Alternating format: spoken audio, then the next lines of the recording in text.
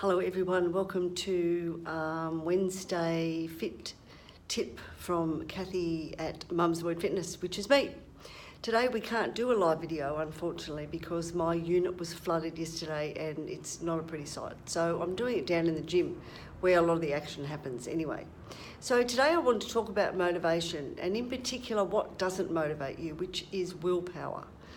People think they have to strain themselves and be white-knuckled when they want to give up something. And even using that word give up is not a good phrase to use because it makes you feel you're giving up something, whereas really you're creating a better life and a better you by deciding to do these things around exercise and fitness.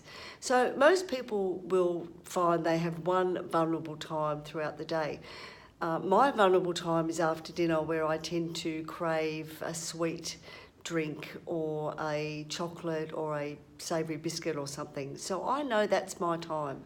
So I will plan and have a strategy around that situation. For instance, I will clean my teeth. So that helps with not wanting to get rid of that nice toothpaste taste in my mouth, so then I won't have a treat or a cracker or whatever, or a glass of wine. And the other thing which is really helpful is to not have any of those things in your house in the first place. So there's no chocolate, there's no chips, there's none of that in the house. So when you do have that vulnerable moment, you can't reach for anything because it's not there. So you could either read a book, you could do some colouring. I have adult colouring books and I use them. Or you go to bed, read a book, whatever. So I have a strategy and a plan around that. It's not about willpower, it's about planning.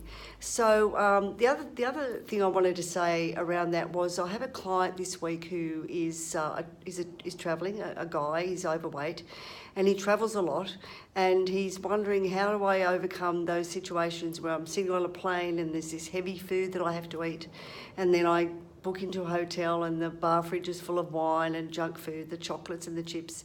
Well, what you can actually do is you can ring the airline before and you can say, guys, I want to have a light meal, a vegetarian perhaps with no pasta. And then with the hotels, you can ring them and say, look, I'd really appreciate if you take all the soft drink and all the wine out of the fridge and all the junk food and just put in some fresh fruit and loads of water for me. So I'm not sure what cost is involved in that, but the cost has to be better than whatever it is, than you actually breaking your eating plan and your lifestyle choices because, you know, it's there in your face and you don't want to put yourself in those situations.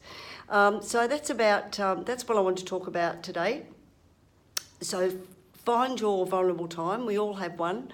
And then plan around that. The other thing I also wanted to note is because I haven't had an alcoholic drink for about 6 weeks, and the thing that I'm really noticing, which is relevant to what I've said, is that my vulnerable time after dinner is non-existent. The cravings I had for the sugary treat after dinner have subsided since I've given up alcohol, and my quality of sleep is better. So that's just something to think about if giving up alcohol or reducing alcohol is something you're considering.